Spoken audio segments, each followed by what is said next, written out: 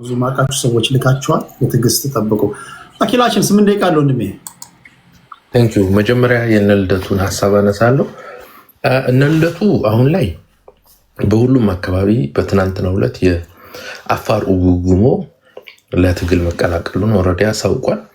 ኦልሞስት ኢትዮጵያ ውስጥ የትኛውን ቦታ ላይ ትጥቅ ይዘህ ከተንቀሳቀስ ማህበረሰብ ይደግፋል። ብዙ አካባቢ ላይ ታጠቀ ኃይል እየተነሳ ነው። ያ ማለት የመንግስት መውደቅ ወይም የብልጽግና መውደቅ ምዕራፉ ጫፍ መድረሱን የሚያሳይ ነው። ያ ስለሆነ እነ ልደቱም ነገ የስልጣን ተጋሪ ለመሆን ታግለናል ለማለት የሰላማዊ አብዮት ጠርተናል፣ የሰላማዊ ትግል ያስፈልጋል ይላሉ። አንደኛው ማን ነው ልደቱን አምኖ ሊታገል የሚችለው? ማን ይወጣለታል? ማንም አይወጣም። ለምሳሌ ሲቪል ዲስኦቢዲየንስ ማድረግ ቢፈልጉ የልደቱ ደጋፊዎች ቤታቸው ውስጥ ቡና እየጠጡ ሊያሳልፉ ይችላሉ።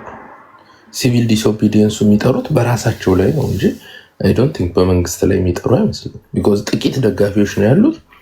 እነሱ ቤታቸው ቢቀሩ አይ ቲንክ ምንም የሚረብሹት ነገር አይኖርም። ስፔሻሊ ሰራተኛ ከሆኑ ከመስሪያ ቤት ለምን ቀራችሁ ተብሎ ሊደወልላቸው ይችላል። ከዚህ የዘለለ ቫልዩ ያለው ትግል የልደቱ ደጋፊዎች አያደርጉ።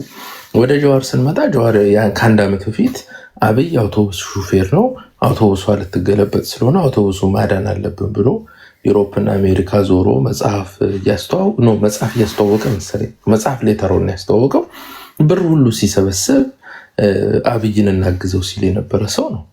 ከዛ በኋላ በሚቀጥለው ዓመት ደግሞ ታጋይ ነኝ ለኦሮሞ ሊታገል ነፃ ላወጣ ነው ብሎ ሲመጣ አይ ቲንክ የሆነ ሲዝናል የሆነ በሽታ አለበት ብሎ ነው የሚያስበው ኦሮሞ እንጂ በየዓመቱ ጀዋር ደስ ባለው ቁጥር ሀሳቡን ሲቀያየር ማህበረሰቡም ጀዋርን ሊከተል አይችልም። ኦኬ። ስለዚህ ይህን ያክል እሱንም አምኖ የሚወጣ ኦሮሞ አለ ብዬ አላስብም። ሲቪል ዲስኦቢዲየንስም አደርጋለሁ የሚል አይመስለኝም። ይሄ መንግስት ለሲቪል ዲስኦቢዲየንስ የምትጥለው አይደለም። ባይዘ ወያኔን እኛ ጥለናል ቅድም እህታችን ብላለች። አልጣላችሁ፣ እዛው ፓርቲው ተከፋፍሎ ምናምን ነው ጫና ተደርጓል። እና ያ እውነት የሚመስላቸው ሰዎች አሉ፣ የዋሆች እና ልክ እንደታገሉ የሚያስቡ ሰዎች አሉና አይደለም፣ ሪያሊቲ እሱ አይደለም። በራሱ በኢህአዴግ ክፍፍል እና የውስጥ ጨዋታዎች ውስጥ ኮላፕስ ያደረገም መንግስት ነው። በሲቪል ዲስኦቢዲየንስ የሚመጣ ነገር የለም። አማራው ይህንን የዛሬ 3 ዓመት ጥሎ ታግሎ አይተነዋል። እንደ አማራ ሲቪል ዲስኦቢዲየንስ ያደረገ ማህበረሰብ የለም። ብዙ ታግለናል 1 ዓመት ያክል። መንግስትም ፊት ለፊት በሚገባው ቋንቋ እያናገር ነው።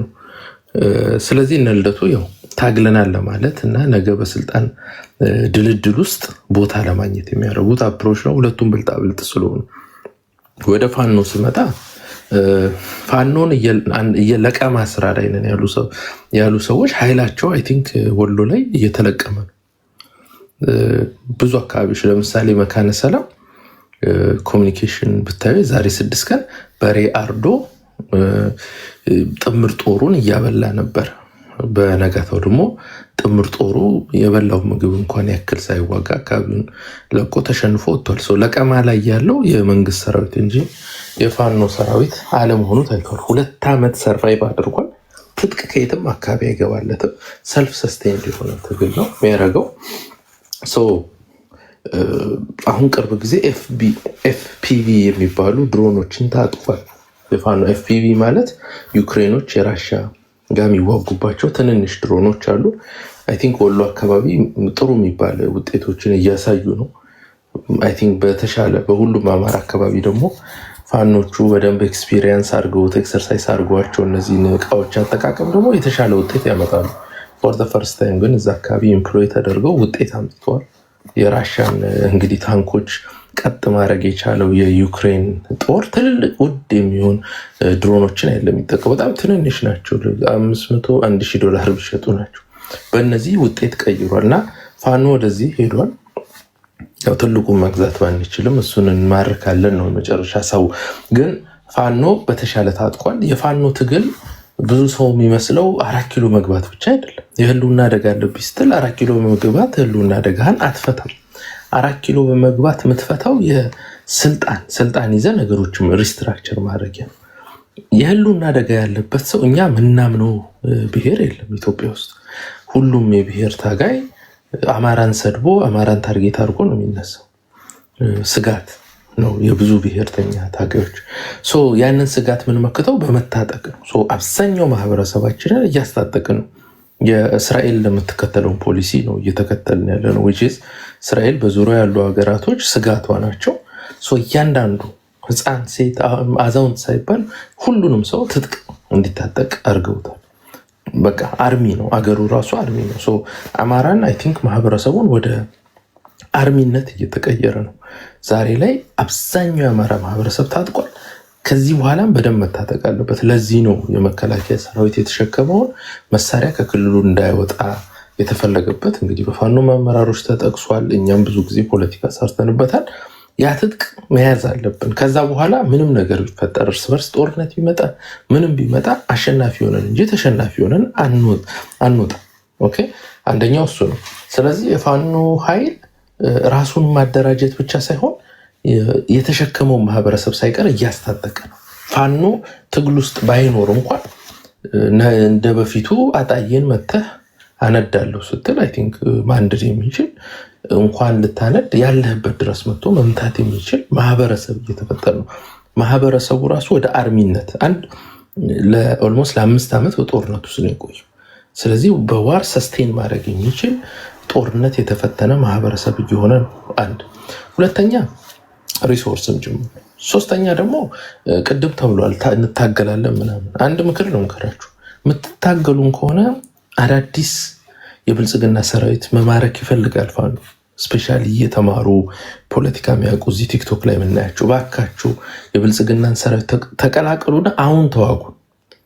ኦኬ፣ ስንመጣ ይሄ ጫፍ አዲስ አበባ ዳር ስንደርስ እንዋጋለን ብላችሁ አስባችሁ ከሆነ አታቆሙ። ለምሳሌ ቲፒኤልኤፍ አዲስ አበባ ደርግን ጥላ፣ ደርግን ከጣለች በኋላ ደግሞ ጅማ ሄዳ ኦነግን መታለች። ኦነግን ስትመታ እንዲያውም አሁን የምታከብሯቸው ጠቅላይ ሚኒስትራችሁ እሳቸው ለመጀመሪያ ጊዜ ኢህአዴግን የተቀላቀሉት ማን ነው ስሙ? ይሄ የሞተው እንደመጣ አካባቢ የሞተው የህወሓት ጄኔራል የሚወዱት ማን ነው? እስቲ ስሙን ቴዲ እንደው ሀየሎ ማርያን ሰራዊት ነው የተቀላቀሉ። እሳቸው ታናሽ ወንድማቸው ይሁን ታላቅ ወንድማቸው በኦነግ ተገድሎባቸው ስለነበረ ያንን ደም ለመመለስ መንገድ ጠቋሚ ነበሩ የአሁኑ ጠቅላይ ሚኒስትራችን። በሀየሎም ስር ነው የገቡት እና ሀየሎም ምሳ በልቶ ምሳ ጨርሶ እስኪመለስ ኦነግን አጥፍቶታል። በጊዜው የነበረውን ሸዋ አካባቢ የነበረውን ኦነግ ደግሞ የወያኔ የሴት ተዋጊዎች ብቻ ገጥመው ከ400 በላይ የኦነግ አመራሮችን አስረው መጥተዋል። ዋንስ ከተሸነፍክ በኋላ እንደ ኦነግ ልዋጋ እንደ ኦሮሞ ልዩ ኃይል ብትል ትልቁ የአገሪቷ ዋና የሚባለው መከላከያ ከተሸነፈ በኋላ አነስተኛ ፓራሚሊተሪ ሊያቆሙ አይችልም። ትልቁን ያሸነፈ ትንንሽ አደረጃጀት ሊያቆመን አይችልም። ስለዚህ እንደ ብሔርም ተደራጅተን እንደምንም ብትሆን ምን የምታመጣው ነገር የለም። ከዚህ በፊትም የታየ ነው። እንዲሁም አይ ቲንክ ቅድምም ስለ ጠቅላይ ሚኒስትሩ ስላነሳው ጠቅላይ ሚኒስትሩ ወንድማቸውን ያጡት በኦነግ ስለሆነ ለወለጋ ያለምንም ርኅራሄ ከመጡ ጀምሮ በስጦታ መልክ ድሮን ሲያዘኑበት ነው የነበረው። ቅድምም ባነሳሁት በሬቻ ላይ የወለጋ ልጆች ታርጌት ተደርገው ታስሯል። ወለጋ እንዲያውም ኦሮሞነቴን አልተውም 6 ዓመት ብጨፈጨፍም የቱለማ ኦሮሞ አልጮህለትም፣ ሀረርጌ ላይ ሰልፍ አልተወጣም። ወለጋ ላይ አማራ ክልል ለሚደረግ አማራ ለአማራ እንኳን ቢጋደል ለብአዴን ሰልፍ የሚወጣ የኦሮሞ ወጣት ለወለጋ ኦሮሞ ግን ሰልፍ ወጥቶ አያውቅም። አስቡ፣ ብአዴን አማራ ነው። ብአዴን ተነካ ብሎ ጦርነት ይቁም ብሎ ሰልፍ የወጣ ኦሮሞ ለወለጋ ግን አላየንም። እና የወለጋ ህዝብ እንደው በዚሁ አጋጣሚ መቼ እንደሆነ እንደሚቆምለት ማወቅ እንፈልጋለን። ለበዓል እንኳን ኦሮሞነትን ኢምብሬስ ሊያደርግ መጥቶ የሚታሰር እጅግ የሚያሳዝን ነው። ፋኖ ከመጣ በኋላ አይ ቲንክ መጀመሪያ ነፃ የሚወጣው ህዝብ የወለጋ ኦሮሞ ይሆናል ማለት ነው። እሺ፣ ከልብ አመሰግናለሁ። አማራ አኪላ ያለው ችግሩ የጀመረው ከአማራ ክልል ውጭ አይደለም። ክልሉ የጀመረው መላው ኢትዮጵያ ውስጥ ነው፣ አማራ ክልልንም ጨምሮ። የችግሩ ሲምፕተሞች፣ የዋናው ችግር ሲምፕተሞች ብዙ ቦታ ላይ ታይተዋል። ቅድም እንደጠቀስካቸው ወለጋ፣ አርባ ጉጉ፣ በደኖ በአሰቃቂ ሁኔታ የታዩባቸው ቦታዎች ናቸው። የችግሩ መንስኤ ግን ሌላ ክልል ውስጥ አይደለም ያለው። የችግሩ መንስኤ ያለው ህገ መንግስት ውስጥና ጸረ አማራ ተደርገው የተቀረጹት ተቋማቶች ውስጥ ነው ያለው። የፋኖ የህልውና ትግል በአሁን ሰዓት በጦር ሜዳ ላይ የሚደረገው አማራ ክልል ውስጥ ይሁን እንጂ የአማራ የህልውና ትግል በሁሉም ቦታ ላይ ነው ያለው። እዚህ ቲክታክ ላይ ያለ፣ ኢትዮጵያ ውስጥ አለ፣ ከአማራ ክልል ውጭ ሁሉም ቦታ ላይ የህልውና ትግል እያደረገ ነው። የህልውና ትግሉ መንስኤ ደግሞ ከአማራ ክልል ውጭ ብቻ አይደለም። የህልውና ትግሉ መንስኤ ህገ መንግስቱና ተቋማቶቹ ናቸው። ሰው ትግላችን ከዚህ ህገ መንግስት ይህንን ህገ መንግስት ተጠቅመው የአማራ ህዝብ ላይ የዘር ማጥፋት ወንጀል፣ የዘር ማጽዳት ወንጀል፣ የባህል የሃይማኖት አለ የሚባለውን እሴቱን ሁሉ የማፈራረስ ወንጀል የሚሰሩት ሰዎች ጋር ነው። እነዚህ ሰዎች አት ሰም ፖይንት እንደ ህወሓት 4 ኪሎ ተቀምጠው ሲሰሩትም እንታገላቸዋለን። ከ4 ኪሎ ከወጡ በኋላ እንታገላቸዋለን። ተረኛ መጥቶ ደግሞ የእነሱኑ ሲስተም ይዞ ህወሓት 2.0 ሲሆንብን እንታገለዋለን። አሁን ያለው ትግል ግን ወደ ትጥቅ ትግል አድጓል። ከምንም ጊዜ በላይ ልዩ የሚያደርገው ወደ ትጥቅ ትግል አድጓል። የትጥቅ ትግሉ የ2 ዓመት ዕድሜ ነው ያለው። ኦነግ 40 50 60 70 ብዙ ቁጥር ሰምቻለሁ። ዓመታት ጫካ ውስጥ ነበረ። ደቂቃን ፖዝ ላድርግና ሰዓት ለመቆጠብ ያህል አሁን ለምሳሌ ባለፈው ከ3 ሳምንት በፊት ያነሳውልን ጥያቄ ላንሳ። የአማራ ህዝብ ላይ የህልውና አደጋ የደቀነ ወይም ያስተተረክ የተረከ ወይም ጄኖሳይድ ፈጽሟል የምትለው አካል ማን ነው? ህወሓት፣ ኦነግ፣ ሻቢያ ይህንን ህገ መንግስትና ይህንን ስርዓት መዘርጋት እጃቸው አለበት። ሶስቱ ነው፣ አንዱ ብቻ አይደለም፣ ሶስቱ። ህወሓት ኦኬ፣ ህወሓትን እንንሰድና አሁን አንተ ከህወሓት ጋር ብሬ እሰራለሁ እያልክ ነው። አልተናገርከውም። የአማራ ህዝብ እየጠበቀ ነው እስክትናገረው ድረስ። በነገራችን ላይ እኔ ነኝ ያለ ወንድ ሰው ይነገር አይናገረውም። ዳር ዳር ትላለህ፣ ልፍ ጋር እሰራለሁ እስክትል እየተጠበቀ ነው። በነገር ላይ ፖይንቱ እሱ አይደል፣ በሌላ መልክ እየገለጽከው ነው። ኦኬ፣ ጄኖሳይድ የፈጸመብህ አካል ጋር እንዴት በምን ተስማምተህ ነው የምትሰራው?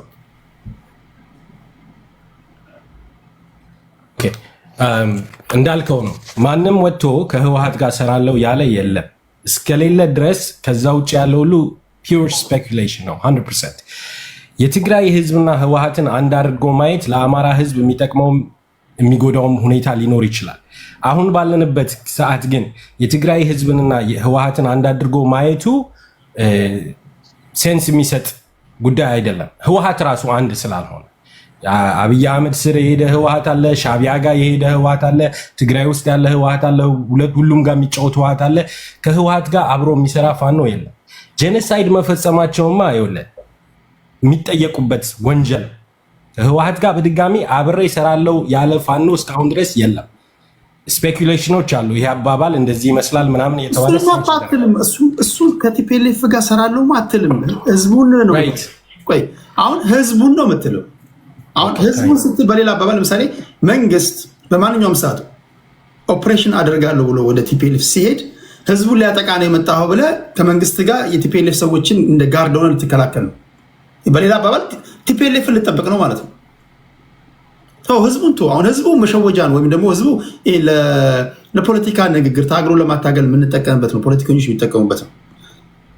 ስጨምቀው ንግግሩ ምንድነው? ቲፒኤልኤፍን ጠብቃለሁ ነው እያልክ ያለው። ጄኖሳይድ ቲፒኤልኤፍ ከፈጸመብህ እንዴት ነው ከቲፒኤልኤፍ ጋር ያው ፍርድ ቤት አቆመዋለሁ ዘሄግ እያልክ የዓለም አቀፍ ወንጀለኞች ፍርድ ቤት ኔዘርላንድ ነው ያለው፣ እዛ አቆመዋለሁ እያልክ ለምንድን ነው ከዚህ አካል ጋር በምን ተስማምተህ ነው የምትሰራው? መልኩ ከህወሓት ጋር አብሮ የሚሰራ ፋኖ የለም። አጭር በቃ ቴዲ፣ እዚህ ላይ ብዙ ጊዜ ልንመላለስ እንችላለን። ከህወሓት ጋር አብሮ የሚሰራ ፋኖ አለ ብዬ አላምንም፣ አይኖርምም። ትግራይ ውስጥ የትግራይ ህዝብ ወይንም በአማራ የትጥቅ ትግል ውስጥ ለአማራን ህዝብ ሳይጎዳ ሌላውን ህዝብ ከመጎዳት አማራን ብቻ አይደለም ትግራይን ብቻ አይደለም አፋርን የሚሆን ራሱ ኦሮሞን የሚሆን ማንን የሚሆን ሳይጎዳ አማራው አብሮ መስራት ከቻለ ያንን የዛን ህዝብ ጥቅም ማስጠበቅ ከቻለ ይሞክራል። የፋኖ ትግል አንቲ ኢትዮጵያን አይደለም። በተፈጥሮ ጠላት ህዝብ የለውም። አገር መገንጠል አይፈልግም። ኢትዮጵያን ማፍረስ አይፈልግም። ህወሓት ይሄንን የሚፈልግ አካል ስለሆነ አብሮ አይሰራም። በቃ ይሄንን ሲምፕል አድርግልህ። ግን አብዛኛውን ሰዓቴን ስገባ የሆነ ጥያቄ ጠይቀኝና ተዘጋጅቼ ልሸጥ የመጣሁትን ፖለቲካ ሳይሆን የምጠይቀኝን ጥያቄ እየመለስኩኝ ፖይንቶቼን ሜክ ሳላረግ ዲስትራክትድ እየሆንኩ ነው። እና 2 ደቂቃ ከሆነ ያለኝ በጣም መመለስ ማንሳት የምፈልጋቸው ነገሮች ላይ ላተኩር። ግን ህወሓትና ፋኖ አብረው አልሰሩም። አማራው ህዝብ ጠላት ህዝብ ብሎ የሰየመው ህዝብ የለም። 4 ነጥብ። እነዚህን ያዝልኝ ልለፍ። መከላከያ ሰራዊት የህወሓትን ጦር እየሸሸ ሰሜን ሸዋ እስኪደርስ ድረስ ፋኖ ትግሉን እያደራጀ ህዝቡን እያስተባበረ ራሱን እየተከላከለ ነበር። መከላከያ በመሪዎቹ በኩል ፕሪቶሪያ ሄዶ ህወሓትን ትጥቅ አስፈታለሁ ብሎ መጥቶ የአማራን ህዝብ ክዶ መሳሪያህን የምቀበልህ አንተን ነው እንጂ ህወሓትን አይደለም እስኪለው ድረስ ጦርነት አልነበረም። ጥያቄዎቻችን በሰላማዊ መልኩ በሁሉም ከተማዎች በሰላማዊ ሰልፍ ተጠይቀዋል። የህልውና ጥያቄያችን መሰረት የሚያደርጉት ጉዳዮች ጸረ አማራ የሆኑት ነገሮች ሁሉ በአደባባይ በሰላማዊ መልኩ ተጠይቀዋል። አለቀ። የመከላከያ ሰራዊቱና ህወሓት ከተታረቁ በኋላ መከላከያ ሰራዊቱ ጦርነቱን ወደ አማራ ህዝብና ወደ አማራ ክልል አዙሯል። ከዛ በኋላ ትምህርት ቤቶች ብለው ደጋግመው የሚያነሱት ፖይንት ይህንን ሳረሳ መንካት የምፈልገው እንደ ጦር ካምፕ ሲጠቀምባቸው የነበረውም ያለውም የመከላከያ ሰራዊቱ ነው። እዛ አካባቢ ላይ ተሸንፎ እንኳን ትምህርት ቤት እንደ ጦር ካምፕ የሚጠቀመውን ትምህርት ቤት ተሸንፎ ለቆ ሲሄድ በሰዓታት ወይ በቀናት ወይ በደቂቃዎች ውስጥ በድሮን ያስፈርሰዋል። ይህንን የሚያደርገው የመከላከያ ሰራዊቱና የአየር ኃይሉ ነው። ቦታውን ተሸንፈው በመሬት በጦር ሜዳው ላይ ተሸንፈው ሲሄዱ በአየር መተው ሆስፒታል አይሉም፣ ትምህርት ቤት አይሉም፣ ህፃናት አይሉም፣ ሰርግ አይሉም፣ ድግስ አይሉም። መተው ነግረውናል። አብራችሁ ካላችሁ እኛን መርጣችሁም ብሎ ብርሃኑ ጁላ መተው ነግሮናል። መሰረተ ልማትን የሚያፈርሱት እነማን እንደሆኑ የአማራም ህዝብ ባይኑ እያያቸው ነው። ፋኖዎች ከተማ ውስጥ ገብተው አንድ ባንክ ሳይዘርፉ ሲወጡ የአማራ ህዝብ ባይኑ እያያቸው ነው። የመከላከያ ሰራዊትና የብልጽግና ካድሬዎች በየቤቱ በየቦርሳው በየባንኩ እየገቡ በየሆቴሉ እየገቡ የአማራን ህዝብ ንብረትና ጥቅም እንደልባቸው እንደ ጠላት ገንዘብ ሲበትኑት የአማራ ህዝብ ባይኑ እያያቸው ነው። ስለዚህ ለኛ የአማራ ተማሪዎች ትምህርት ቤት አልገቡም ብላችሁ ስትነግሩን እንዳይገቡ ትምህርት ቤታቸውን እያፈረሳችሁ በድሮን በመድፍ በታንክ ቤተክርስቲያን አይቀራችሁ ሁሉን ነገር እያፈረሳችሁ ትምህርት ቤት የሄዱትን በየመንገዱ እያያዛችሁ የጾታ ወንጀል እየፈጸማችሁ ከዛ 4 ሚሊዮን አማራ ህፃናት ትምህርት ቤት አልገቡም ብላችሁ ብትሉን የንቀታችሁንና የጥላቻችሁን ጫፍ ነው የሚያሳየን። እኛ የህልውና ጥያቄያችን ማንደራደርበት ኮንክሪት የሆነ ኤቪደንስ ያለው በዓለም አቀፍ ተቋማት የተመዘገበ ጄኖሳይድ ተሰርቶብናል። ተቋማዊ እና ህጋዊ የሆነ ጸረ አማራ ፖሊሲ ኢትዮጵያ ውስጥ አለ ብለን ስለምናምን ነው። ነፃነት ትግል የህልውና ትግል ከኩርዶች የምንማረው የውስጥ አርበኛ ነው። ትግላቸውን አፈር ሲያበላ የነበረው በተለይ ጀኒዊንሊ ለኩርዶች ሲታገሉ የነበሩ የኩርድ ወጣቶችን ያስጨረሱት የውስጥ አርበኞች ነበሩ። በህወሓት ትግልም ለትግራይ ህዝብ ተቆርቋሪ የሆኑ ሰዎች በህወሓት ሲገደሉ እንደነበሩ ጀነራል ዮሐንስ የጻፈው መጽሐፍ በደንብ ያስረዳል። በተመሳሳይ በሻዕቢያ ትግል ውስጥም ጀኒውን ሰዎች በውስጥ አርበኞች ሲረሸኑ እንደነበረ ስለ ሻዕቢያ የተጻፉ መጽሐፍቶች ያረጋግጣሉ። ስለ ኦነግም በቅርቡ እንኳን ቤት የጻፈችውን ተመልክታችሁት ከሆነ ጀኒውንሊ ስለ ኦሮሞ የሚቆረቆሩ ኤሊቶችን የውስጥ አርበኛ ነበር ሲጨርሳቸው የነበረው። በተመሳሳይ በፋኖ የምንመለከተው እሱ ነው። እንዲያውም በቅርቡ የጃልመሮ የትግል አስመልክቶ አንድ የተጋሩ በማራማየት በሚባል ሚዲያ ላይ የኛ የተጋሩ ልጆች ከጃልመሮ ጋር ይሰራሉ ብሎ እስከ መመስከር ደርሷል። ያስጮህና በስሜት ይቀሰቅስህና እሱን የማትከተል ከሆነ ጀኒውን በመሆን ሪጅድ በመሆን የምትወገደው በራስ በውስጥ ህልውና አደጋ ደርሶብኛል በሚለው ነው። አሁንም በአማራም በፋኖ የምንመለከተው ይሄንን ነው። ስጋውን ጠብሼ በለዋለሁ እስከ መባባል የተደረሰበት የውስጥ አርበኛ ትግሎች ናቸው ብዙ ጊዜ የነፃነት ትግሎችን አፈር የሚያበሉት። በተጨባጭ የኢትዮጵያን ፖለቲካም የገጠመው ችግር ይሄ ነው። መንግስት ትጥቅን አስፈታለሁ ፈታ ብሎኛል አልፈታም የህልውና ትግል ነው ይላል። የሞኖፖሊ ቫዮለንስን መብቱን አፈር ከድሜ ያበላና የህልውና ትግል ያደርገዋል። እንዲህ አይነት የፖለቲካ አላዋቂነት ስንቱን ወጣት አስገብሮናል። አገሪቷን አደሂቷል። የፖለቲካ ሀሁ ወደኋላ እየጎተተ ይችን ሀገር ዋጋ ሲያስከፍል ከርሟል።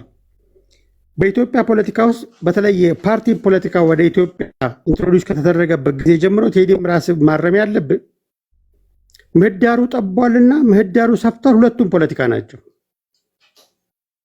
ምህዳሩ ጠቧል፣ መንግስትን አኪዩዝ ለማድረግ ምህዳሩ ሰፍቷል። የመንግስት ተለጣፊ ሆነው ምርጫ የሚያስመስሉ ሪል ዲሞክራሲ እንዳይዋለድ የሚያደርጉ የምርጫ ምህዳሩ ጠቧልና ምህዳሩ ሰፍቷል።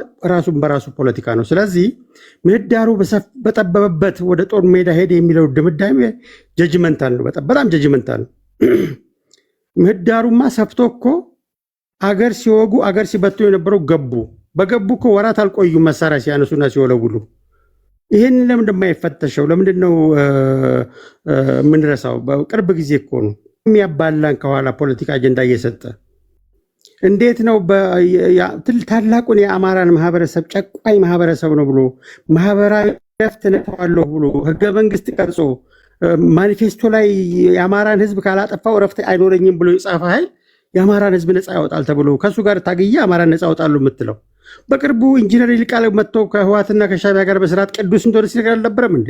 ለምን የምንዘነጋው? ጨዋታው የስልጣን መያዣ መጨበጫ ስለመሆኑ የአፄ ኃይለሥላሴ የህግ አማካሪ የነበሩት 40 ዓመት ሙሉ ያገለገሏቸው አሜሪካዊ ስፔንሰር ኢትዮጵያ አትቤ በሚለው መጽሐፋቸው ላይ ስለ ኢትዮጵያ ምሁራን ዲሞክራሲን ማቀጨጭ፣ ተንኮለኝነት፣ ምቀኝነት፣ ስልጣን ለህዝብ ሳይሆን ስልጣን ለተቃዋሚ ኃይሎች ወይም ደግሞ ለስልጣን መታገልን ባህል ያደረጉት እነዛ ከአፄ ኃይለሥላሴ ሞት በኋላ ኢትዮጵያ ውስጥ ዲሞክራሲ እርም ነው ብሎ ጽፏል። ኢትዮጵያ አትቤ በሚለው መጽሐፋቸው ላይ 40 ዓመት የኢትዮጵያ የዲፕሎማቲክ አማካሪ የነበሩ ስፔንሰር መጽሐፉን አንብቡት። አትቤ ጎግል አድርጉና አማርኛውም አለ የተተረጎመ። አሁንም የገጠር ችግር ይሄ ነው። ስለዚህ ቴዲ ጥያቄን ፍሬም ስታደርግ ምህዳሩ በጠበበበት የሚል ሲገልም ገሎ ይሄውና ሰላማዊ ታጋዩን ገደለ የሚለው ገዳይ አለ ከጀርባ ፖለቲካ። ቅድም ለምሳሌ የነ አፄ ዘርዓ ያዕቆብ በኢሬቻ ህፃናት ይሰዋሉ ብሎ የ20 ህፃናት ሞት ፕሮግራም ሰርቶ በዕለቱ እኮ ነው። ከየት መጣ የሁላ ኢንፎርሜሽን? አቀናብረው ማጠቆር ስለነበረባቸው ያን ፕሮፓጋንዳ ሚሰ ሲያል ጠይቀን ቴዲ በጣም አንተ የኢትዮጵያ አርበኛ እንደሆንክ እርግጠኛ ነኝ። በኢትዮጵያ እንደማተዳደር እርግጠኛ ነኝ። እንዴት ነው እስከ አዋሽ ድረስ የኦሮሚያን ክልል ገንጥለን ለሶማሌ ይሰጣለን እንታገላለን አብረው ያለ ሰው በየት ገብተህ የምታከራክረው? ሶሪ ብሎሃል። እናት ሀገርን አፈርሳለሁ ከሶማሌ ጋር ቆሜ ከአዋሽ አርባ በኋላ ኦሮሚያን ገንጥለን እናሳንሳታለን ብሎ ያለውን ከወለጋ ኦሮሞን አጽድተን አማራን መተን እንገዛለን ያለውን አኪዳን ቤት አስገብተህ የምታወያዩ ይቅርታ ጠይቋል። ለዚህ በአርበኛው ቴዲ ቤት እንደዚህ አይነት ውይይት የሚወያይበት ይህችን ጥያቄ ራስ መልሳል። እኔ ቤት ነው እንደዚህ በቤታቸው ነው በቤታቸው የምታራምዱት እኔ አይመለከተኝም እኮ ብያለሁ። ኖ ቪዲዮ ልልክልህ እችላለሁ። ቪዲዮ ልልክልህ በቤታቸው ኢትዮጵያን በቤታቸው ማለታቸው ይሄ እኮ ሲሪየስ እኮ ነው። ቴዲ በቤታቸው ነው። ልክ ነው። በቤታቸው ነው። ግን በቤታቸው ነው። ልክ ነህ። በቤታቸው ሶማሌንም አንተ ቤት አይሏትም ይችል እናስገባለን ብሏል። እኔ ቤትም አይውልም ብሏል። ጥያቄ ነው የምጠይቅህ እኔ ቤትን ስለማከብረው ነው። ምክንያቱም ኢትዮጵያን ሪል ሶሻል ሚዲያ ላይ ማያት አንተ ቤት ስለሆነ ነው። ገብቷል። ኮንቴክስቹዋሊ ስታወያይ ኢትዮጵያዊ ስለሚሸት ነው አጀንዳ እየያዘ ፍሬም አደራረግ። ስለዚህ እንዲህ አይነት ሰዎች መጥተው አሁን አማራ አኪላ የወለጋ ጠበቃ ሆኖ የቱለማ ኦሮሞን ሲሰድብ እያየህ የቱለማ ኦሮሞ በዱላ የወለጋዎች እንደበደቡ እያለ በኦሮሞዎች መካከል ሽብልቅ ሲከት እያየ እንዲህ አይነት አጀንዳ የሚያራምዱትን አንተ ቤት አላይም። አይ ቲንክ ሰዓት ያለቀ መሰለኝ። አጭር ጊዜ ነው። እንዴት እንዳለቀም አላቅም። እንግዲህ በአንድ ደቂቃ ከፈቀድክልኝ ሰማራይዝ ላድርገው ፕሊዝ። ውድ ኢትዮጵያውያን ኢሬቻ የሚከበረው ሃይማኖታዊ የሚሆን ባህላዊ የሚሆን አክብሩለት። ለኦሮሞ ሕዝብ ተውለት። ከቻላችሁ አብራችሁ አክብሩ፣ ካልቻላችሁ አትሳደቡ። ቢያንስ ዝም በማለት ተባበሩት። አትሊስት ወደ ኢትዮጵያ መጥቶ የኢትዮጵያን ሰንደቅ ዓላማ ከፍ አድርጎ ራሱን ኢትዮጵያ ውስጥ እያየ ባለበት እድሜ ላይ ወፌ ቆመች ብላችሁ ሲሆን ወፌ ቆመች ብላችሁ አበረታቱ። ካልሆነ ግን ባለመሳደብና ነገሮችን ባለማጦስ እንትን በሉ። የመጨረሻ ለቴዲ በጣም ወዳጅ ኤርትራውያኖች አሉ፣ መጥተው የሚከራከሩም አሉ። ከነሱ ውስጥ ቀጣዩ የኤርትራ ፕሬዚዳንት ማን መሆን እንደሚወል ጠይቅልኝ። ቴንኪዩ ለነበረን ቆይታ እግዚአብሔር ያክብርልኝ። በድጋሚ እንኳን ለእኔ ቤት ነው። እኔ የቲክቶክ ፖሊስ አይደለሁም። እኔ የራሴ መርህ አለኝ። በራሴ መርህ ነው ማወያየው። እኔ ቤት መጥተህ ኢትዮጵያ ትፍረስ፣ ኢትዮጵያን አፈርሳለሁ ካልክ እንጣላለን። ፖለቲካ ምንም ይሁን ምን ቤትም እንኳን ቢሆን ስታወራ ቢያንስ የመጀመሪያው ነገር በሀገርና በገዢው ፓርቲ መካከል ያለውን ልዩነት ማወቅ ነው። አብዛኞቻችን አናቅም። አብዛኞቻችን አገሬን ወዳለሁ ማለት የገዢው ፓርቲ ደጋፊ ይመስለናል። ገና እኮ ለአቅመ ፖለቲካ እኮ አልደረስንም። ገና አሁን አንዳንዶቹ ስታያቸው እኮ በቃ ተንታኞች ምናምን ነው የሚመስሏቸዋል። በገዢው ፓርቲና በሀገር መካከል ልዩነት አለ። ይህንን የመንገድ ደግሞ ግዴታ አለባቸው። ሀገሬ ትፍረስ፣ ኢትዮጵያ ትፍረስ ካልክ አንተ ቀጥሎ እንድታወራ ሊፈቀድልህ አይገባም። ከዛ በኋላ ወዴት ነው የምትሄደው?